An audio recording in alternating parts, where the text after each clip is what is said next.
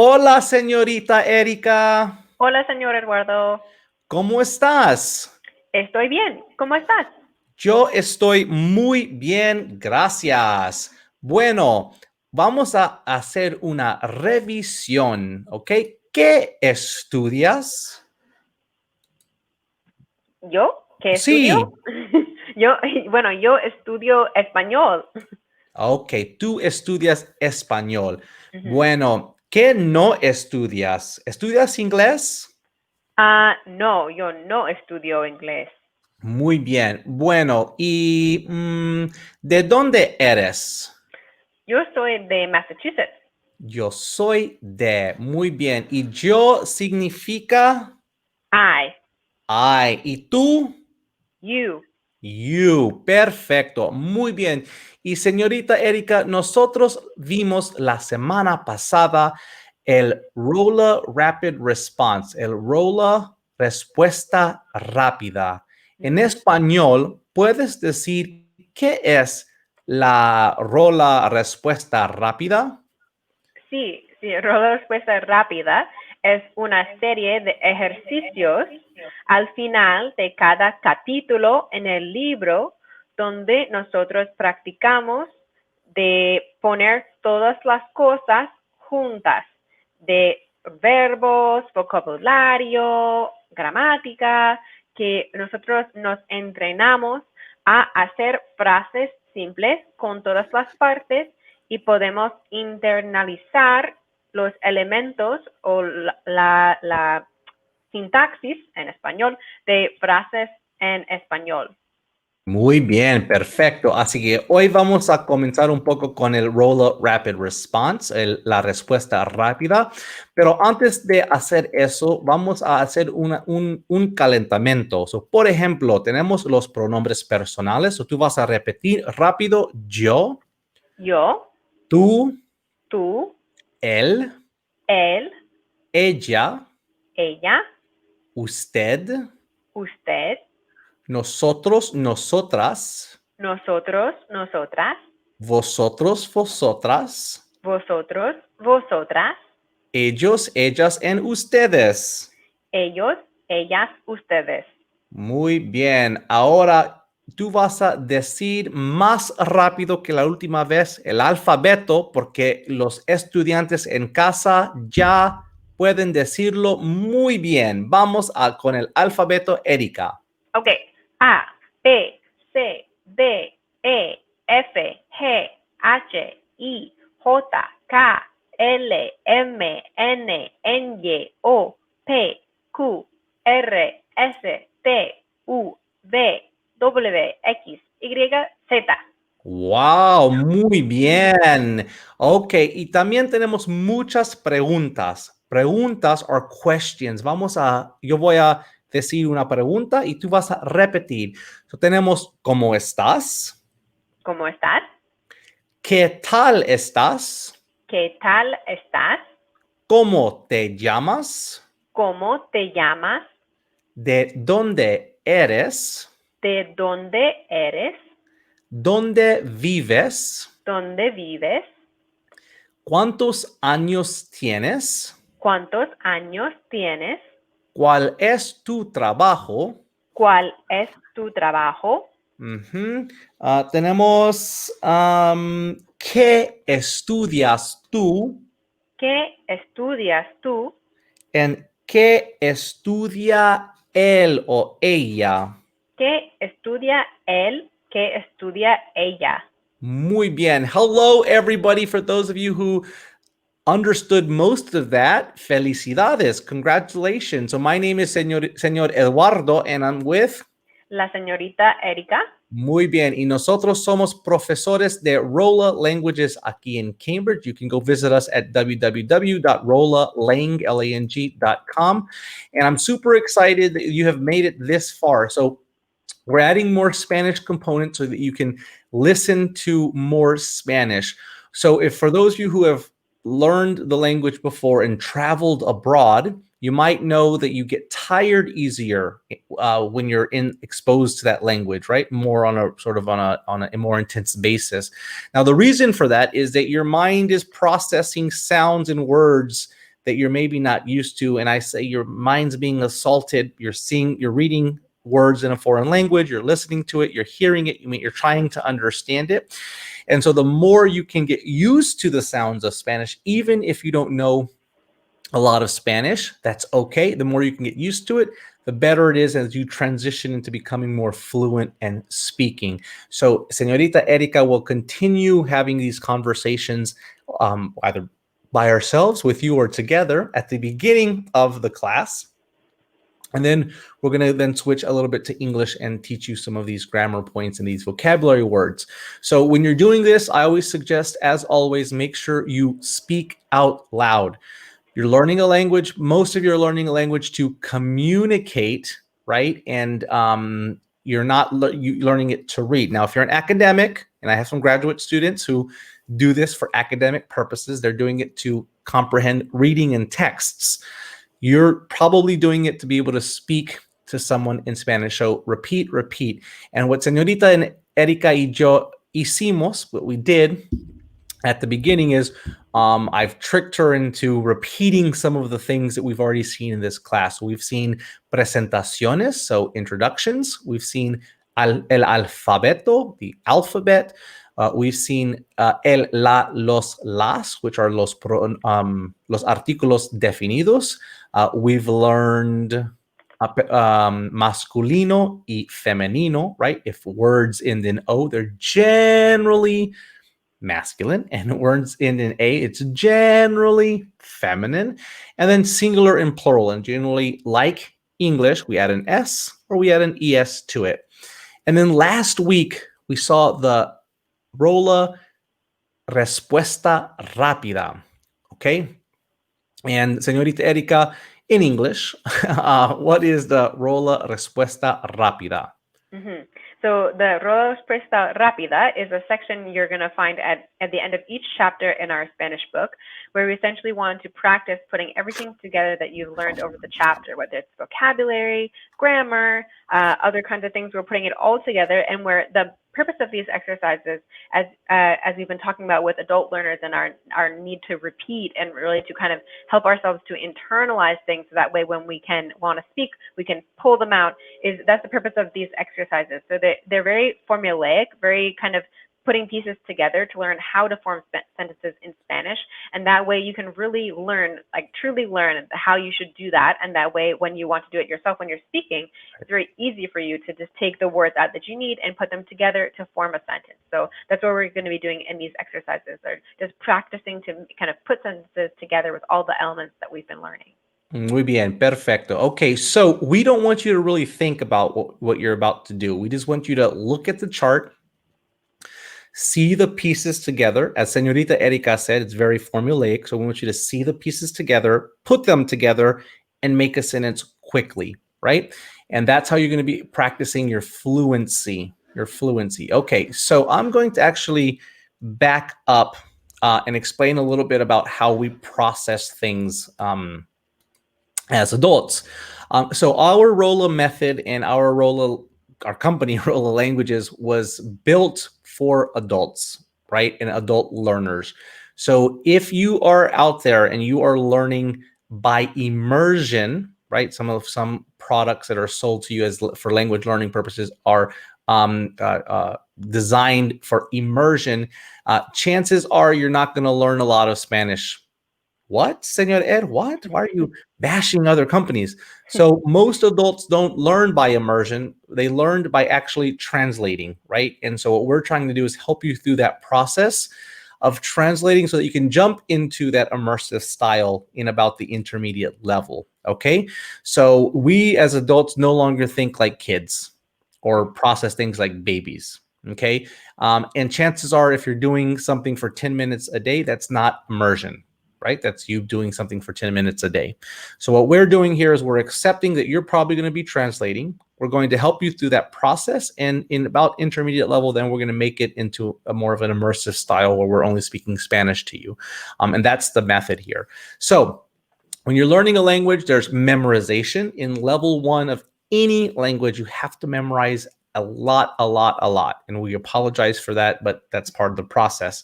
Number 2 is we're going to get you to start saying simple, easy sentences. Subject, verb, object, right? That's it. Nothing crazy. Don't be creative. I tell some of my students, Señorita Erika, don't be creative. Talk like a child. Okay, so I don't care if you're a biologist. I care if you're a scientist. Just say you're a scientist all the time, right? Even if you're a chemist, right? I really don't care how your day's going, Señorita Erika. Just say good, right? No, just kidding. Or I'll teach you how to say, Señorita Erika, I'll teach you how to say a few other ways to say it, but don't be creative at this level, okay? Especially for my adult learners. And then the way our brain works when we're processing things. So I've already said about the translation. You should practice writing all of these exercises out, because that's another way for you to remember them or help you reinforce what you're learning. 2, you should do what I call sight translation. And that's what we're going to do today with Señorita Erika. Sight translation is you see something and you translate it, okay, without actually thinking about it. So this is a review for most of you who've seen it. If it's not, and you can find the pause function on your TV or your computer, then pause it and then try to see if you can do the sight translation. And so, Señorita Erika, I'm just going to have you go down the list. I hope you can see it on your side. Okay, and you're going to see and say. Make it a little bit bigger, and then I'll use my pointer here. Okay, un momento. Okay, número 1. Okay, yo soy de México. Yo soy Eduardo. Yo soy de Guatemala. Yo soy Alejandro.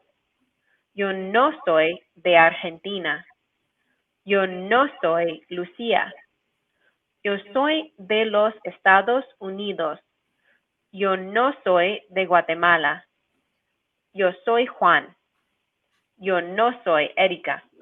Continue. Él es de México. Él es Eduardo. Ella es de Guatemala. Ella es Erika. Él no es de Argentina. Ella no es Lucía. Él es de los Estados Unidos. Ella no es de Guatemala. Él es Juan. Ella no es Erika. Muy bien. Vamos a continuar. Everybody at home should try to be following along. We're moving a little quickly, but we're doing some sight translating, and that's okay. Vamos. Okay. Yo estudio inglés. Yo no estudio matemáticas. Yo estudio español. Yo no estudio geografía. Yo no estudio inglés. Yo no estudio español. Yo estudio matemáticas. Yo estudio geografía y español. Yo no estudio español e inglés. Yo estudio matemáticas, español, inglés y geografía. Wow, muy bien. So everybody, that is what we call sight translation. You're not actually reading it, you're looking at it, you're processing it, and you're spitting it out. Now, we've seen that last week together as a group. If you haven't, this is your first class. I hope we didn't scare you off. Stay with us. It'll make sense here in a second. We're going to break down the next 3 exercises for everybody. So the rapid response, again, we're going to give you a question. You're going to ask everybody who speaks Spanish. You're going to ask them questions and not be selfish and only talk about yourself. And you're going to learn. We're learning how to manipulate these questions. Like, for example, if I say "Cómo estás?" that's for Erica. How are you doing? Or "Cómo está él?" How is he doing? We know él is he, right? So we're kind of going to be playing around with the structures. Now, don't worry. We're going to break down these structures, accept what we're doing, and then we'll explain it, I promise, as we continue why we're doing different things. Muy bien. So we have 3 more exercises here, Señorita Erika. You're going to take me through these exercises. Last time, I believe I took you through the exercises. So we're going to turn it over to Señorita Erika. Yo voy a ser el estudiante. Okay, so yo voy a leer el inglés y tú vas a decirme en español. Okay, so number 1, he studies English. Okay, so él estudia inglés. Número 2, he does not study math. Él no estudia matemáticas. 3, she studies Spanish. Ella estudia español. 4, she does not study geography.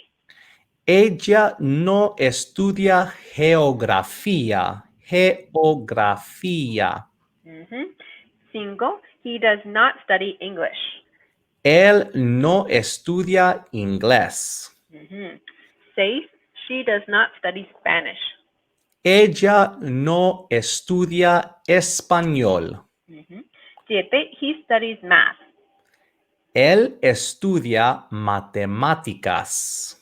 8, she studies geography and Spanish. Ella estudia geografía y español. 9, he does not study Spanish and English. Él no estudia español o inglés. And número 10, last one, she studies mathematics, Spanish, English, and geography. Ella estudia matemáticas, español, inglés y geografía. Muy bien. Okay. So now, can you just walk us through very quickly, how did you put those together in order to form those sentences? What are those Very steps you good. used? So in the Rola rapid response, obviously you have this little table here. So we have Spanish, subject and verb, and we're giving it to you, right? And with the translations here. So él estudia and él no estudia. He studies, he doesn't study.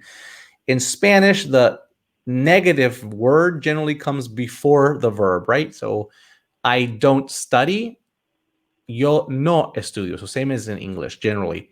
And we have she. So now you can talk about, in the previous exercises, you talked about yo, and now you can talk about él and ella. Then we have some vocabulary words here that we want you to start becoming familiar with. They're simple: inglés, español, matemáticas, ciencias, and geografía. So you take the subject and verb, then you add the object, right? And so you have, basically, you can create these structurally for these. Bien? And so just since we did promise to break it down, let's go even one step further. So when you say words like subject and verb and object, for those of us who maybe have kind of scary high school memories of grammar, those words are kind of bringing us back. But what do those mean? Okay, so subject is what the main part of a sentence. What are you talking about? So for example, the dog is red, right? So red is not the subject. We're talking about the dog, right? We actually, you already learned the personal pronouns. So you, Eric, can you put those up? All of these, because they're personal pronouns or pronombres personales, those are all subjects. Those are usually at the beginning. And you may see them in different parts of the sentence, right? But generally, we use these, especially at this stage, for the subject of sentences. So if I say he studies English, he is is the subject, right? We're talking about he. We're not talking about English. English is the object. It's what he's doing or what he's learning. The verb is an action. Generally there's verbs or action verbs. You're going to be learning a lot of verbs, and we'll teach you later that the verb is generally to run, to dance, to sing, all of those action verbs. Obviously, we have some inactive action verbs, non-action verbs like to be, passive, to be, and to have, things like that. And then the object is what we're talking about on the other side, right? So like, for example, he studies English. He studies what, right? I'm answering the question, what? He studies English, right? He buys a car. He buys what? A car, right? That's the object. All right, excelente. All right, let's keep going. We'll do the next exercise together. And again, yo voy a leer en inglés y tú vas a decirme en español. So, número uno. Actually, I want to just tell all of our students, I think I told Señorita Erika that I didn't care how she was doing, but here we actually give her some options on different ways for her to say how she's doing. Okay. So it's a little more than just bien. We have a few other things here. Okay, so now, número uno is I am Sorry, it's a little too Well, slow. I am well. I'm I'm not very well. well. Okay. I am well. Okay. So, señor Oh, Eduardo, so you I am would well. say yo estoy for I am, and then you look over to well, it's bien. So we put it all together. Yo estoy bien. Yo estoy bien. Okay. Número dos. I am not very well. Yo no estoy muy bien. I'm not very well. I'm bad. Yo estoy, and then look for bad or badly. Yo estoy mal. Mal. I am not bad. Número cuatro. Yo no estoy mal. Okay. Número cinco. I'm so-so. I'm okay. Yo estoy así, así. Así, así. Okay. And I am fantastic. Yo estoy fantástico. Fantástico. Muy bien. Okay. Número siete. I am not fantastic. Uh-oh. Yo no estoy fantástico. No estoy fantástico. Okay, and then for número ocho, I am very well. Yo estoy muy bien. Muy bien. Okay, número nueve, I am not so-so. Yo no estoy así, así. No estoy así, así. And número 10, I am not well. Yo no estoy muy bien, or yo no estoy bien. Sorry, yo no estoy bien is probably better. Okay, everybody. So let's give you some tips real quick. Sorry, señorita Erika. You can answer if I say ¿Cómo estás? ¿Cómo estás? You can basically forget the yo estoy and the yo no estoy, and you can say bien or muy bien or mal or así así or fantástico. But I strongly recommend that you get used to creating longer sentences. Okay. So it's generally harder for you to add words once you've created some habits than for you to remove words because you have more control of subject, verb, object, subject, verb, object. Some of your Spanish teachers have probably told you you can answer with one word, or when we get to verbs, they're going to say, oh, the verb already has a subject to it. That's not part of our Rola method on purpose. So on purpose, we want you to use as many words as possible, including the subject and the verb, so that you can understand the structure and it will be less confusing as you learn more vocabulary and as you speak more. Señorita Erika, anything else? Yeah, I had a quick question for you, which I was thinking that some of the watchers might be thinking. Sure. So we saw before we were learning how to say our name, we were introducing ourselves. We saw that was yo soy, like yo soy Lucia, yo soy Alejandro, yo soy. Yes, okay. And but now we get to this exercise. We're talking about how are you doing, and I see it's now yo estoy, right? So now, and this also translated as I am. So what's the difference between these two? Like how can we help out the students to understand this? Okay, so here we have yo soy and yo no soy. Yo no soy, I am and I am not. And then here we have yo estoy and yo no estoy, I am and I am not, right? So what Señorita Erika is asking is that these are translated as the same. So I'm going to give you two little things to remember. Number one, we have two to be's in Spanish. This is from the verb to be, I am or I am not. And they're ser and estar, right? Señorita Erika, in the banner, can you write ser and estar? So at this stage, all I want you to remember is how to respond to this. So if I say, what is your name? You say, yo soy. ¿Cómo te llamas? Yo soy. I am with soy. And then if I say, ¿Cómo estás? You say, yo estoy, right? Think of it that way. Simple. Memorize it that way. Now, to Señorita Erika's point, this is ser and estar. You're going to review this later. Don't get bogged down in the details. Ser is to be permanent. I am always Lucia. I am always Eduardo. And estar is to be temporary.